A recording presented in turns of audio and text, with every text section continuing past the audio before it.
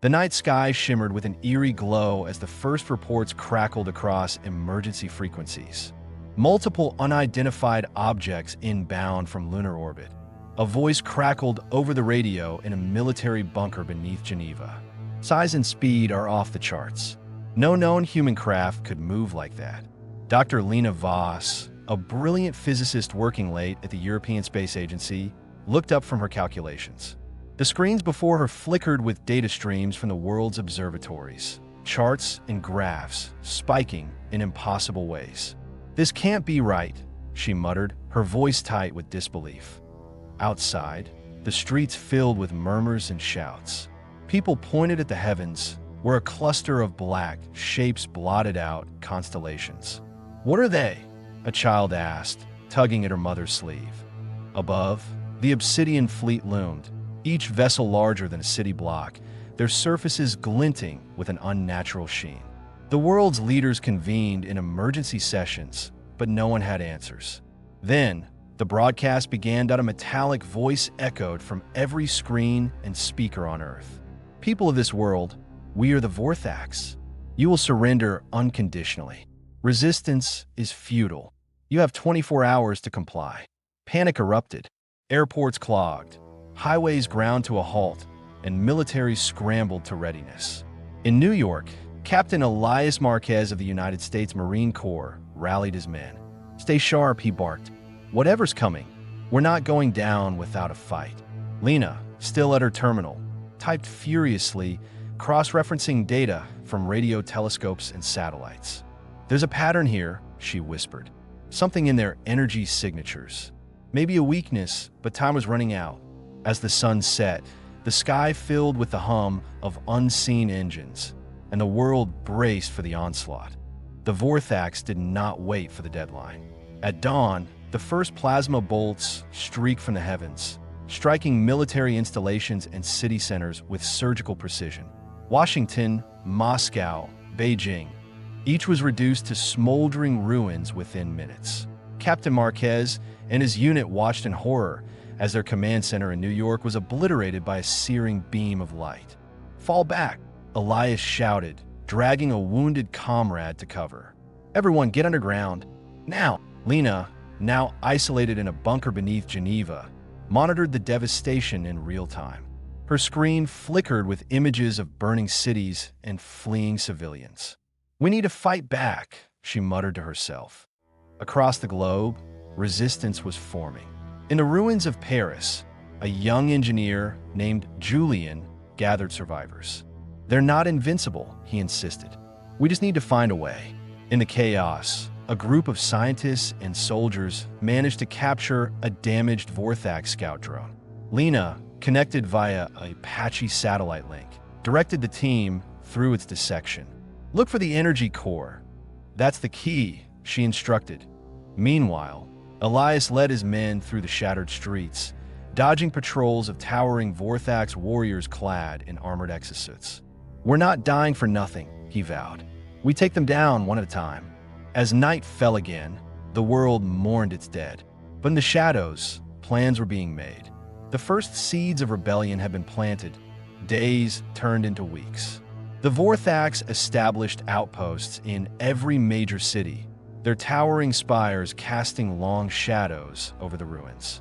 Humanity was on its knees, but not broken.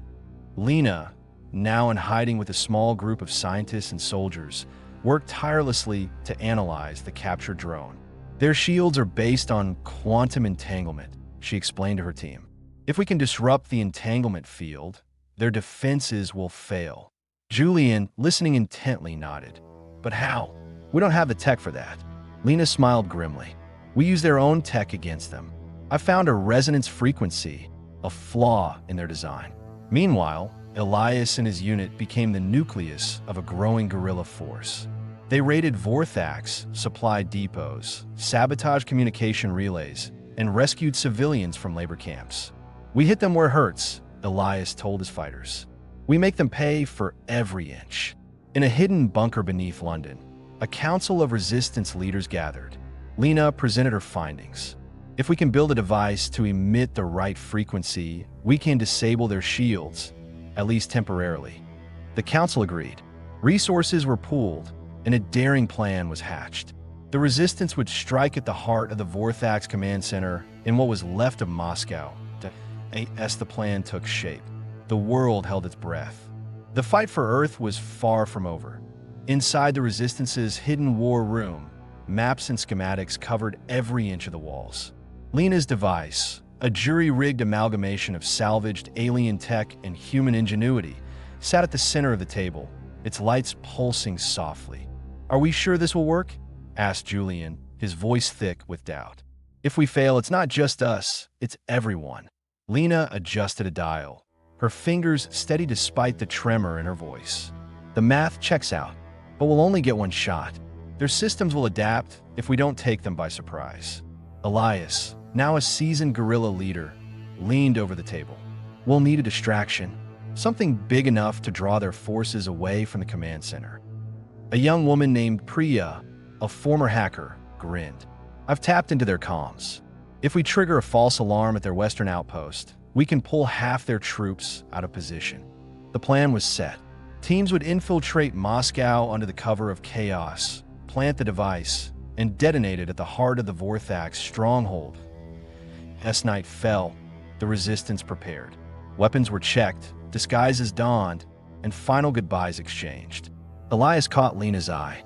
"We'll see you on the other side," he said, his voice firm. She nodded, swallowing hard. For Earth, the city of Moscow was a graveyard of twisted metal and broken stone, its once proud skyline reduced to jagged silhouettes against the night sky. The Vorthax command spire loomed above it all, a black monolith pulsing with eerie energy. Elias led his team through the rubble, their movements silent and swift. "Remember," he whispered, "stay low, stay quiet. We're ghosts tonight." Behind them, the diversion was already underway. Explosions erupted at the western outpost, and Vorthax warriors rushed to respond, their heavy footfalls shaking the ground. Lena and Julian, disguised in scavenged Vorthax armor, moved toward the spire's base. "This is insane," Julian muttered, his breath fogging the inside of his helmet. "Insane is all we've got," Lena replied, her voice steady despite the pounding of her heart. Inside the spire, the corridors were dimly lit, the air thick with the scent of ozone and something metallic. Guards patrolled, but their attention was divided by the chaos outside. Priya's voice crackled in their earpieces. "You're clear for now. Move fast." Lena and Julian reached the central chamber, where the spire's core pulsed with energy. Lena set the device, her hands trembling only slightly. "Almost there," she whispered. Outside, Elias and his team held their breath. Waiting for the signal, Lena's fingers danced over the device's controls. "Ready," she said, her voice barely audible over the hum of the spire's core. Julian stood guard, his pulse racing. "Hurry, Lena. They'll be back any minute." With a final keystroke, Lena activated the device. A low whine filled the chamber, growing louder as the frequency resonated with the spire's quantum shield. Lights flickered and alarms blared. "We have to go." Julian grabbed Lena's arm, pulling her toward the exit.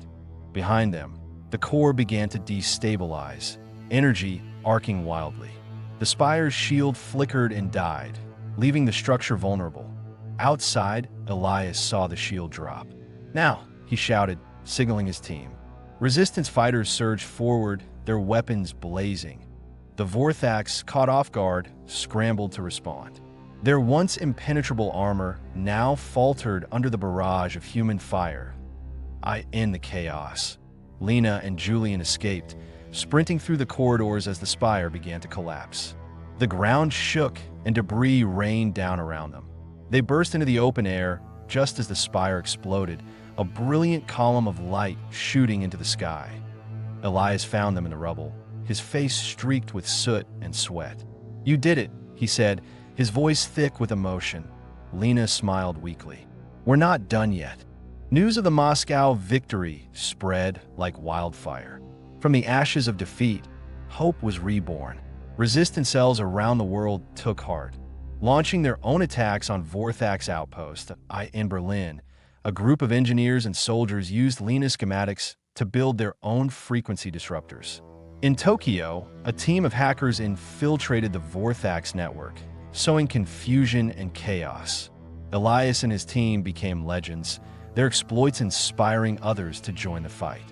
"We can beat them," he told a crowd of survivors in a hidden bunker beneath Paris. "We have the tools. We have the will. Now, we take back our world." Lena, now the architect of the Resistance's technological edge, worked tirelessly to refine her device. "We need to scale this up," she told her team. "If we can disable their orbital defenses, we can strike at their fleet." Meanwhile, the Vorthax leadership was in disarray. Their supreme commander, a towering figure known only as the Overlord, raged at his subordinates. How could this happen?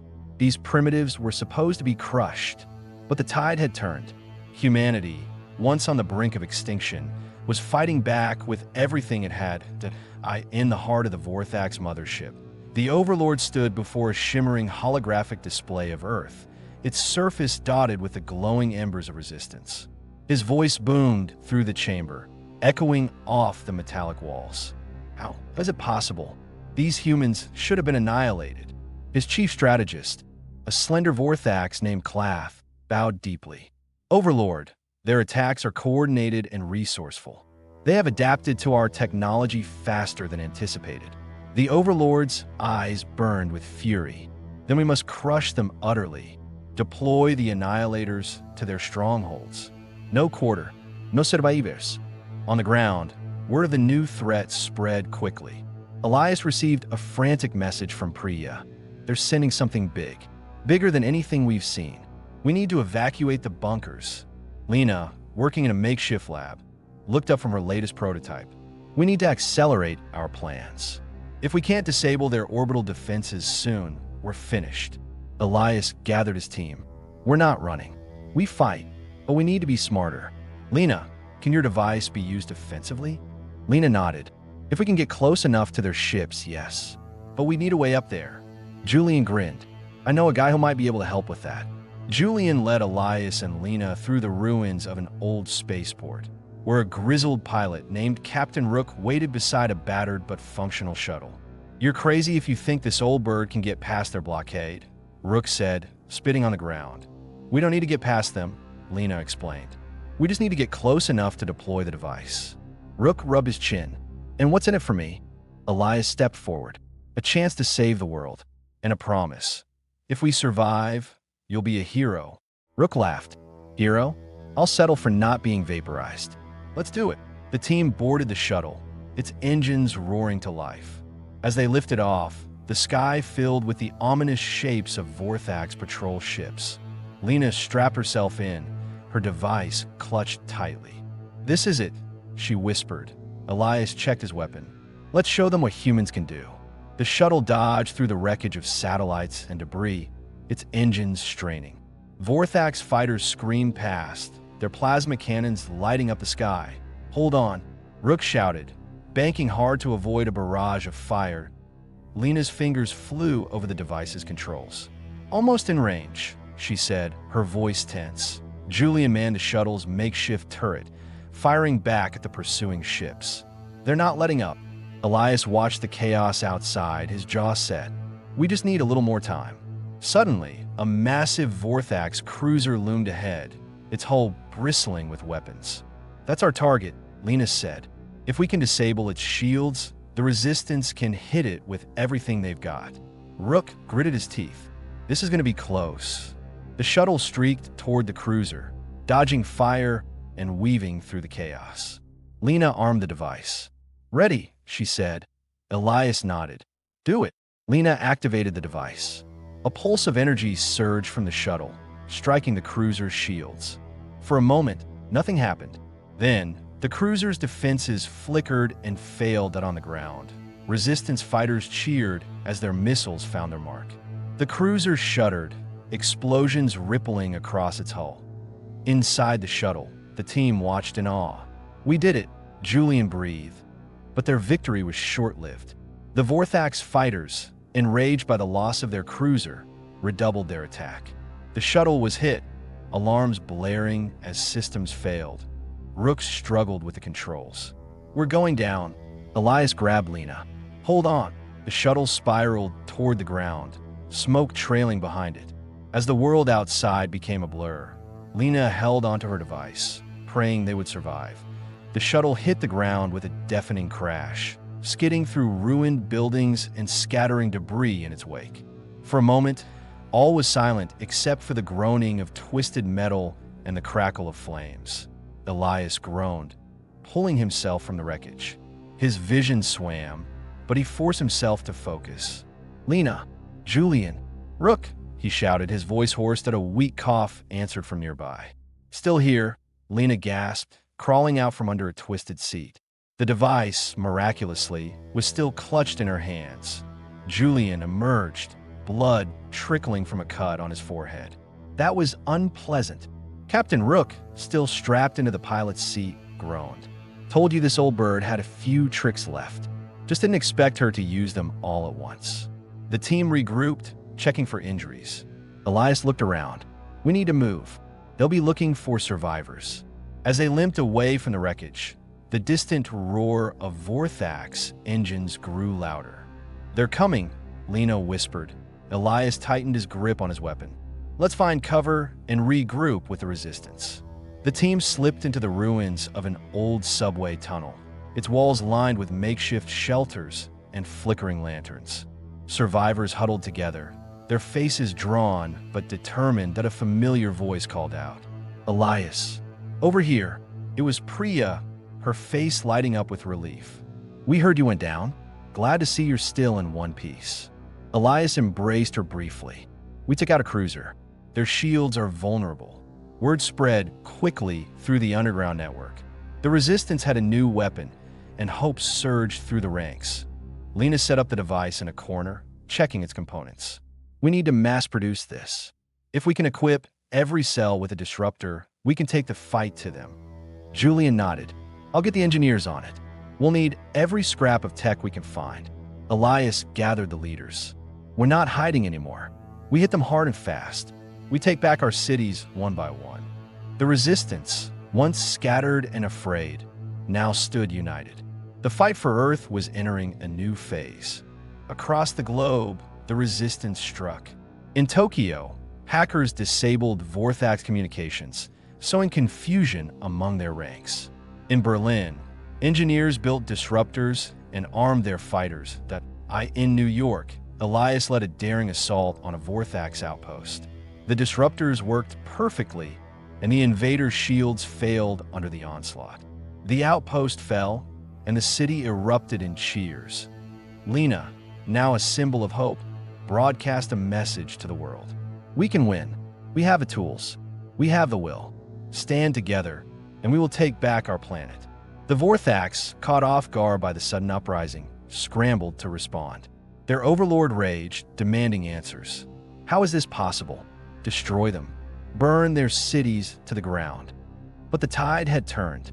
Humanity, once on the brink of extinction, was fighting back with everything it had in the Vorthax mothership. The overlord paced before his advisors. "We cannot lose to these primitives.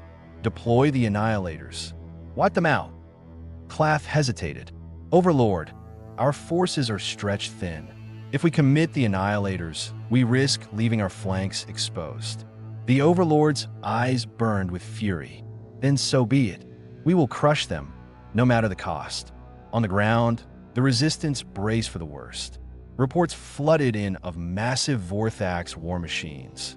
Annihilators descending on the cities. Elias rallied his fighters. "This is it. We hold the line. For Earth, for each other." Lena, working tirelessly, modified the disruptors to target the annihilators. "We can do this," she whispered. "We have to." As the annihilators advanced, the world held its breath. The final battle for Earth was about to begin. The sky darkened as the annihilators, massive, walking fortresses of black metal and crackling energy, touched down on the fringes of Earth's ruined cities. Their every step sent tremors through the rubble, and their weapons glowed with a sickly violet light. Elias and his team watched from a bombed-out skyscraper. "Those things are monsters," Julian muttered, gripping his rifle tightly. "We've faced worse," Elias replied, though his voice betrayed his doubt. Lena, how long until the disruptors are ready? Lena, hunched over her workbench, wiped sweat from her brow. Almost there. I'm modifying the frequency to match their energy signatures. We need to get close, though, dangerously close. Priya, monitoring the Vorthax communications, looked up. They're moving toward the refugee camps. We don't have much time. Elias clenched his jaw. Then we move now. Everyone, grab a disruptor and get into position. We hit them before they reach the civilians. The resistance fighters spread out through the ruins, taking cover behind broken walls and overturned vehicles. The Annihilators lumbered forward, their scanners sweeping the area. Lena and Julian crouched behind a collapsed bridge, their disruptor humming softly. Ready, Lena whispered. Julian nodded. Let's hope this works. As the first Annihilator approached, Lena activated the device. A pulse of energy shot out, striking the War Machine's shield. The Annihilator shuddered, its shield flickering and failing. Now, Elias shouted. The Resistance opened fire, their weapons tearing into the exposed hull. The Annihilator staggered, its weapons sparking and failing. With a final, ear-splitting roar, it collapsed, sending up a plume of dust and smoke. Across the city, similar scenes played out. The disruptors worked, but not all teams were so lucky. Some fighters were cut down before they could get close enough, and the Annihilators' return fire was devastating. Elias rallied his team. We can't stop now. Push forward. For everyone we take down, we save 1,000 lives. As the battle raged, the Resistance began to gain ground. The Vorthax, caught off guard by the sudden effectiveness of the disruptors, fell back, their ranks in disarray. Lena, now at the forefront of the fighting, directed teams to new targets. Hit them where they're weakest. Their command nodes are vulnerable. Priya, working from a hidden bunker, jammed the Vorthax communications. They're confused. Their leaders are arguing. Now's our chance. Elias led a charge toward a Vorthax command center, his fighters close behind. The disruptors disabled the enemy shields, and the Resistance stormed the building, overwhelming the defenders. Inside, they found maps and data, plans for a final, desperate attack. They're planning to scorch the planet, Elias said, his voice grim. We have to stop them before they launch. Lena studied the data. There's a control node in orbit. If we can take it out, we can disable their weapons. Elias nodded. Then that's our next target. The team regrouped, their numbers diminished, but their resolve unbroken. We need a ship, Julian said. Something fast and stealthy. Captain Rook, still recovering from the crash, grinned. I know a guy. He's got a ship that might just do the trick. Lena packed her tools and the last of the disruptors. We'll need to modify these for space. The conditions up there are different. Elias addressed the fighters. This is it. We take the fight to them. We end this, once and for all. As the team prepared for their mission, the world watched and waited. The fate of humanity hung in the balance. The ship, a sleek, stolen Vorthax scout vessel, sat in a hidden hangar, its engines humming softly. Rook, now back in the pilot's seat, ran through the pre-flight checks. This baby's got some kick. Let's hope it's enough.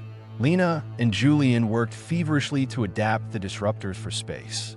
We'll only get one shot at this, Lena said. The node is heavily guarded. Elias strapped in, his weapon at the ready. Then we make it count. As the ship lifted off, the sky filled with the glow of burning cities and the flashes of distant battles. The Resistance fighters below waved them off, their faces filled with hope. Priya's voice crackled over the comms. Good luck, heroes. The world is counting on you. The ship streaked toward orbit, its crew silent and determined.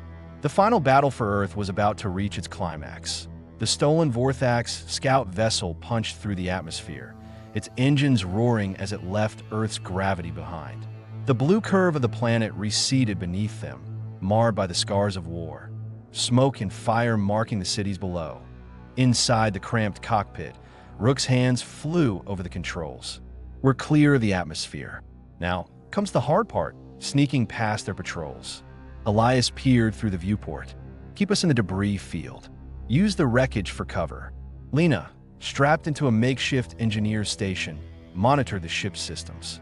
The disruptor is stable. We just need to get within range of the control node. Julian, at the weapons console, scanned for threats. I'm picking up 2 Vorthax fighters on an intercept course. They haven't spotted us yet, but it's only a matter of time. Rook grinned. Time to see what this baby can do. He banked sharply, weaving through the floating wreckage of satellites and destroyed ships. The Vorthax fighters streaked past, their sensors sweeping the debris. The team held their breath as the enemy ships came dangerously close. "They're scanning us," Julian whispered. "If they get a clear reading, we're done for." Lena adjusted the ship's energy signature, masking it to resemble a piece of drifting wreckage. "That should buy us a few more minutes." Rook guided the ship deeper into the field, the tension in the cockpit palpable. The fighters lingered for a moment, then veered off, apparently satisfied. Elias exhaled. "That was too close. How far to the control node?" Lena checked her display. 20 minutes, give or take. We'll need to move fast once we're there." The ship pressed onward, the control node looming ahead. A massive, angular structure bristling with antennae and weapon emplacements. As they approached the node, the team prepared for the final push. "This is it," Elias said, his voice steady. "We disable that node, and the Vorthax lose their orbital advantage." Lena double-checked the disruptor. "It's ready. We'll need to plant it at the base of the main antenna. That's where their control systems are concentrated." Rook brought the ship in close, maneuvering to avoid detection. "I'll keep the engines hot. You get in, plant the device, and get out. No heroics." Julian strapped on a spacesuit. "I'll cover you, Lena. Let's make this quick." The airlock hissed open, and Lena and Julian stepped out, their boots magnetizing to the node surface. The cold void of space pressed in around them, the stars a silent audience to their mission. Lena and Julian moved cautiously along the node's exterior, their progress slow in the weightlessness of space. Vorthax drones patrolled the structure, their red eyes scanning for intruders. "Stay low," Julian whispered over the comms. "We don't want to trigger any alarms." Lena nodded, her heart pounding.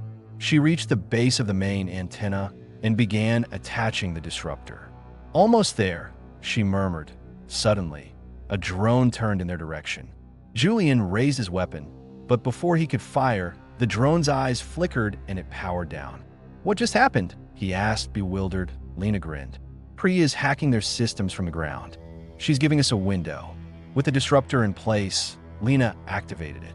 A low hum vibrated through the structure as the device began its work. "We're done here," Lena said. "Let's get out before they figure out what's happening." Julian led the way back to the ship, the pair moving as quickly as their suits would allow. Behind them, the node's lights flickered and died, its systems failing one by one. On Earth, the Resistance watched as the Vorthax orbital weapons went offline. Cheers erupted in the bunkers and hideouts. The tide had turned. Back on the ship, Rook welcomed them with a relieved smile. "Nice work. Now, let's get the hell out of here before they send reinforcements." As the ship pulled away, the Vorthax mothership loomed in the distance, its lights flashing with alarm. The Overlord's voice crackled over the comms, filled with rage. "Find them. Destroy them." But it was too late. The Resistance had struck a decisive blow. The fight for Earth was far from over, but for the first time, victory seemed within reach. Aboard the Vorthax mothership, the Overlord's rage echoed through the command deck. His massive fists slammed onto the holographic display, scattering images of Earth and its orbiting wreckage. "How could this happen?" he roared. "A handful of primitives, and they cripple our orbital network." Clath, his second-in-command, stood rigid, his voice trembling. "Overlord, our ground forces report chaos. The humans are attacking every outpost, emboldened by our orbital losses." The Overlord's eyes burned with cold fury. "Recall all remaining annihilators. We will burn their cities to ash. And find that ship. I want its crew brought to me, alive if possible. I will tear the answers from their minds myself." As his orders were relayed, the Vorthax armada began to regroup, their remaining warships converging on the Resistance's stolen vessel. Inside the scout ship, Alarms blared as sensors detected multiple Vorthax vessels locking onto their position. "We've got company," Rook shouted, his hands dancing across the controls. "They're fast, faster than us." Elias tightened his grip on his seat. "Can we outrun them?" Rook shook his head. "Not chance, but maybe we can outmaneuver them." "Hold on." The ship banked sharply, weaving through a dense field of debris. Plasma bolts streaked past, narrowly missing the hull. Lena, still at her station, monitored the disruptor's readings. "If we can get close to that old space station, we might be able to lose them in the wreckage." Julian, his face grim, manned the weapons. "I'll try to keep them off our tail, but we're outgunned." The chase intensified, the Vorthax ships closing in. The fate of the crew and the hope of Earth hung in the balance. The scout ship dove toward the remains of an ancient space station, its skeletal frame looming ahead. "This is our best shot," Rook muttered. "Let's hope they're not brave enough to follow us in there." The ship slipped into the station's shattered corridors, its engines humming softly. The Vorthax pursuers hesitated, their larger vessels unable to navigate the tight spaces. Inside, the crew caught their breath. "We're not out of this yet," Elias said. "They'll send drones or boarding parties. We need to be ready." Lena checked their supplies. "We've got enough power for one more jump, but we'll need to make it count." Julian peered out a viewport. "They're scanning the station. We don't have much time." Rook nodded. "Then let's not waste it.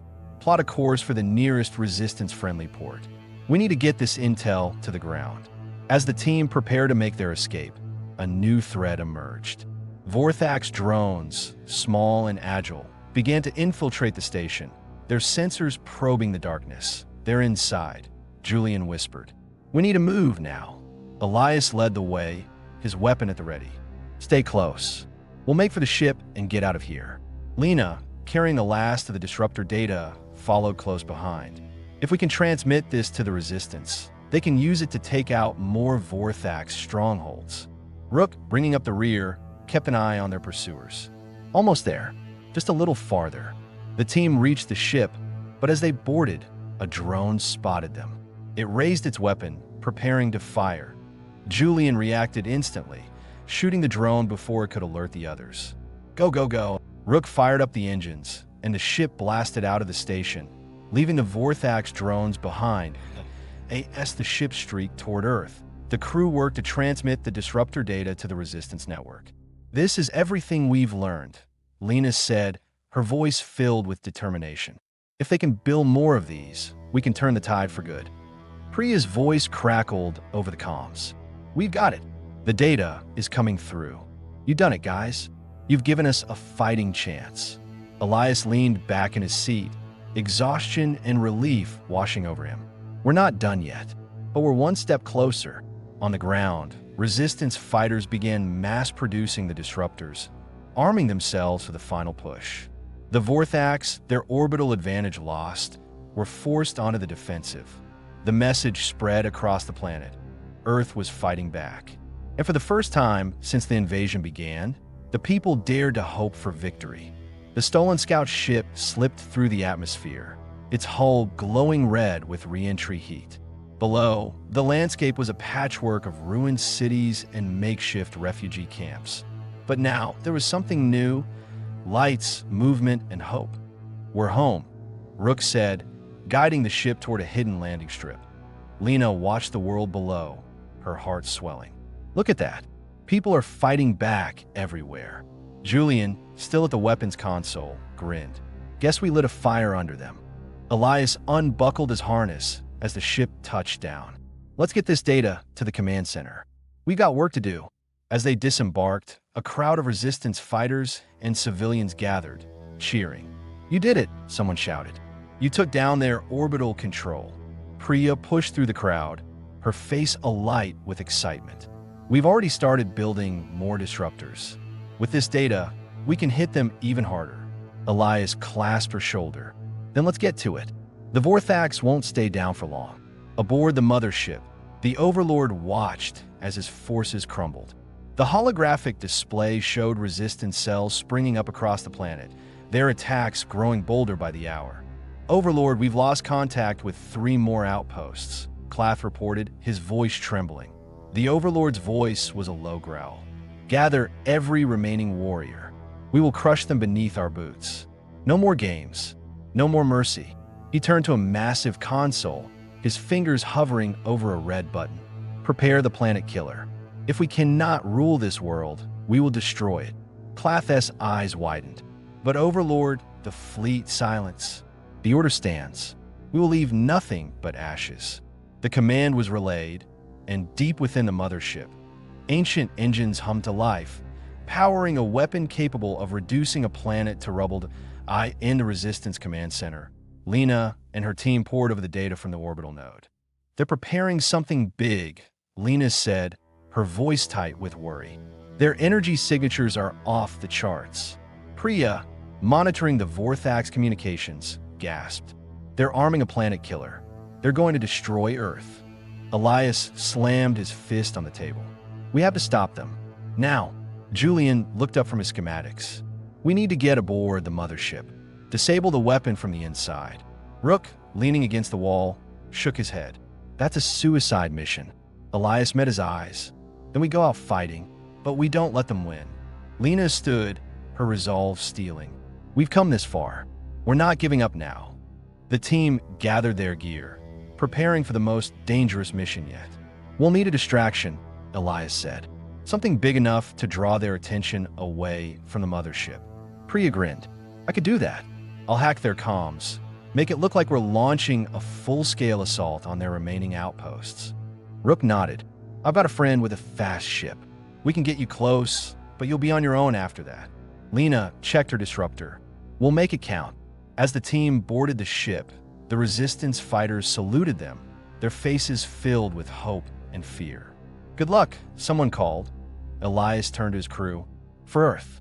They echoed him. For Earth. The ship streaked toward the mothership, dodging plasma fire and weaving through the wreckage of battle.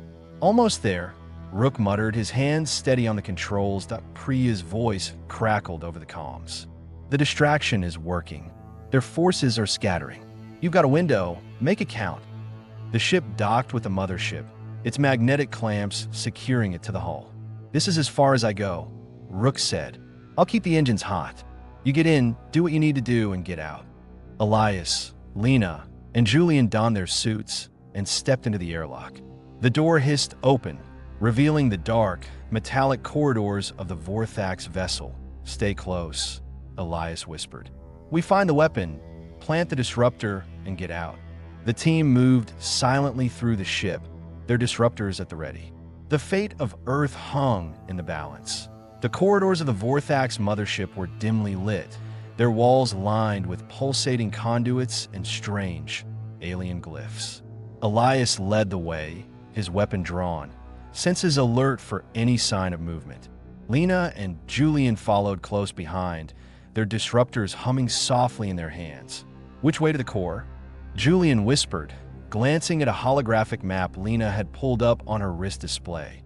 Down 3 levels, then aft, Lena replied, her voice low. The weapons control room should be near the main reactor. A distant clank echoed through the corridor. Elias signaled for silence. A patrol of Vorthax warriors rounded the corner, their armored forms towering over the humans. The team pressed themselves into a shadowed alcove, holding their breath.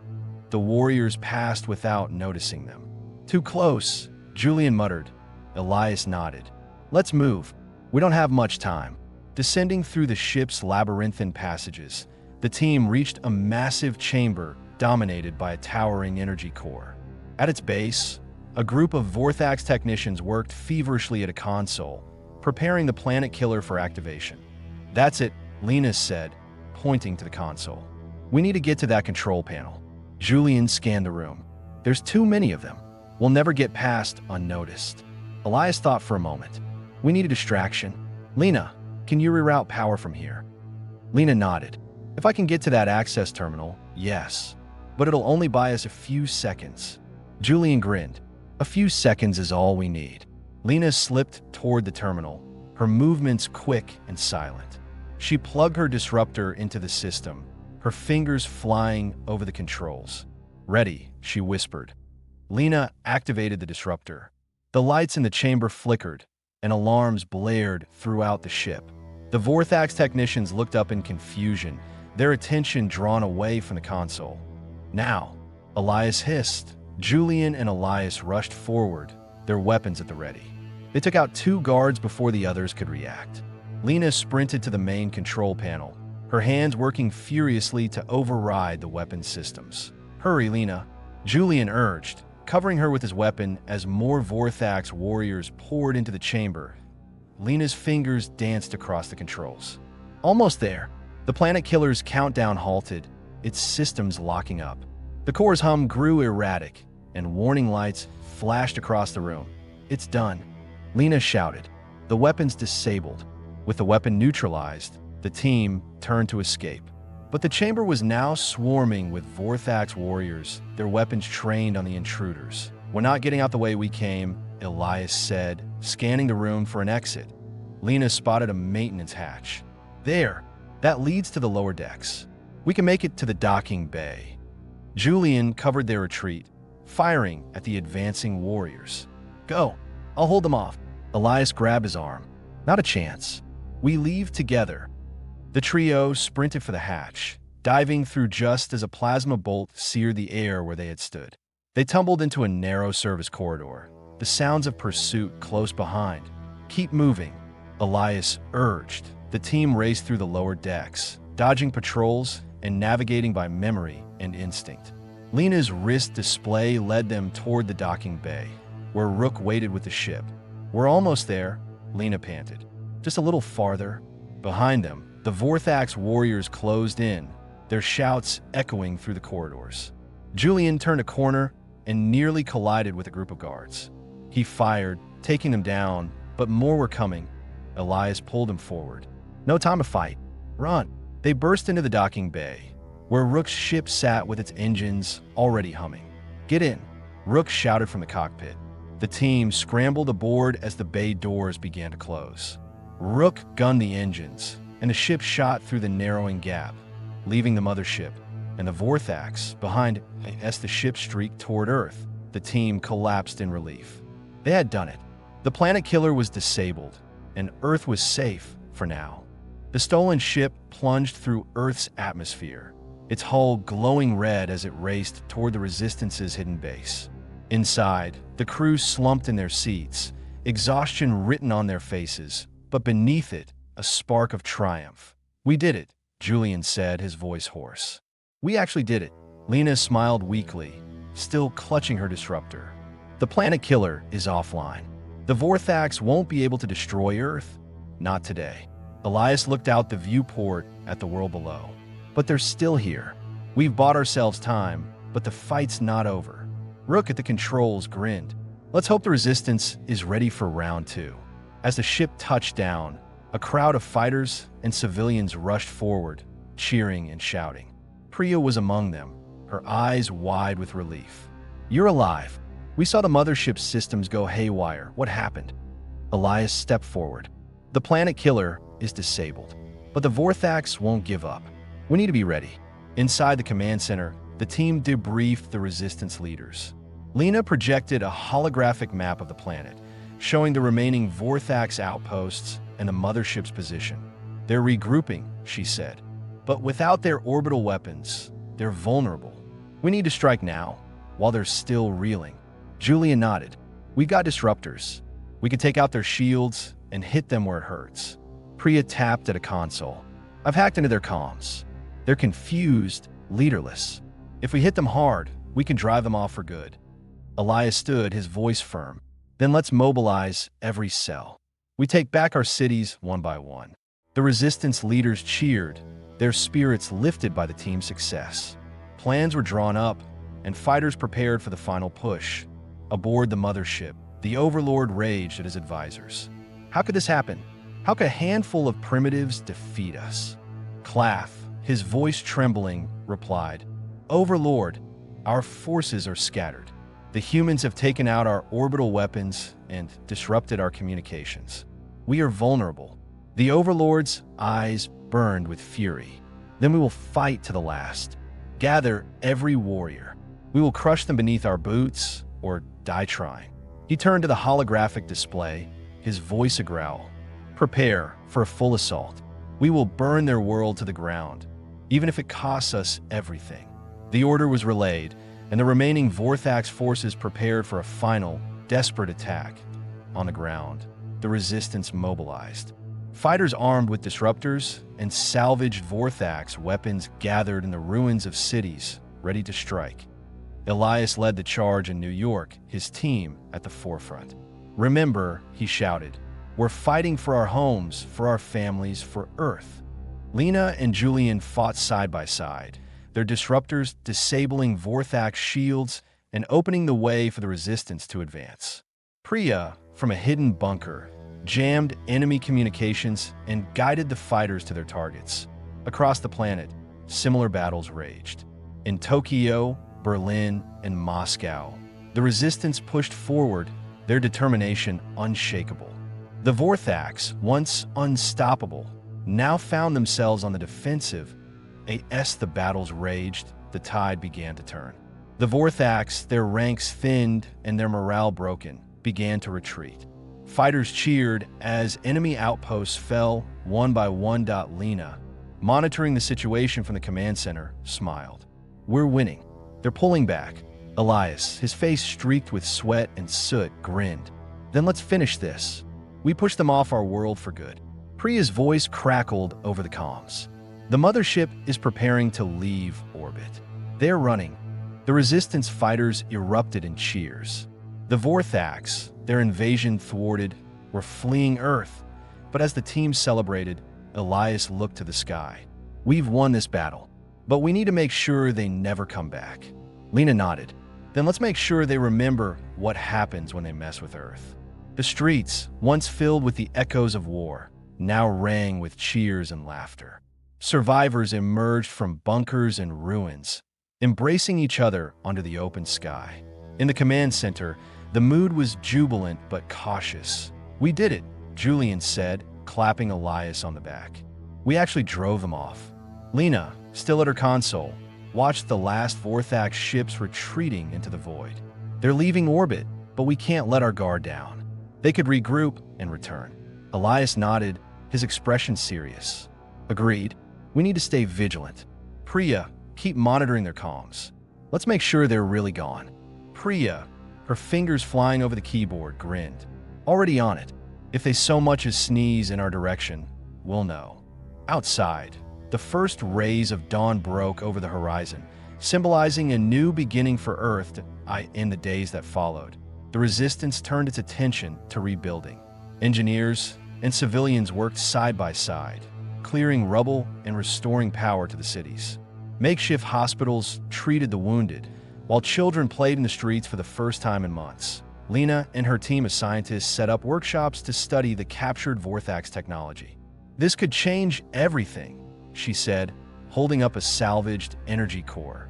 Clean energy, advanced medicine. We have a chance to build a better world. Julian, now a leader in the reconstruction effort, organized work crews. We've got a long road ahead, but we'll get there. Together, Elias, though still wary, allowed himself a moment of hope. We've earned this. Let's make it count. Aboard the retreating mothership, the Overlord brooded in silence. His advisors, once eager to please, now kept their distance. Clath, his voice cautious, approached.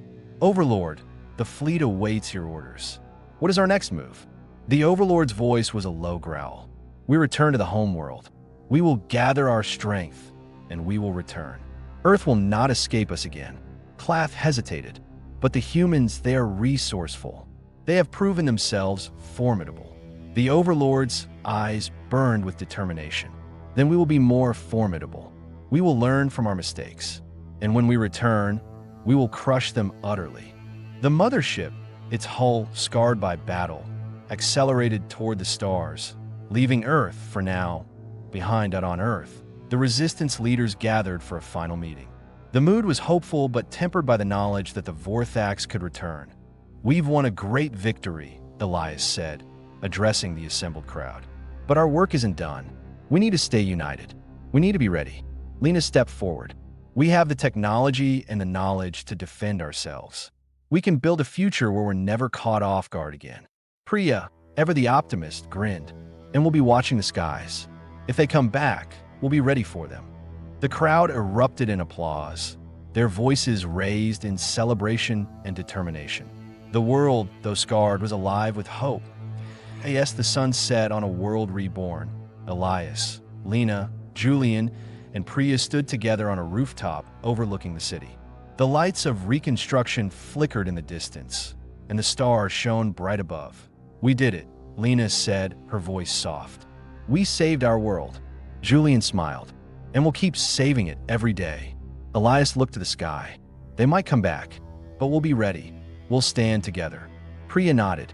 "And we'll never forget what we've accomplished." As the first stars appeared, the team stood in silence, united by their shared struggle and the promise of a brighter tomorrow.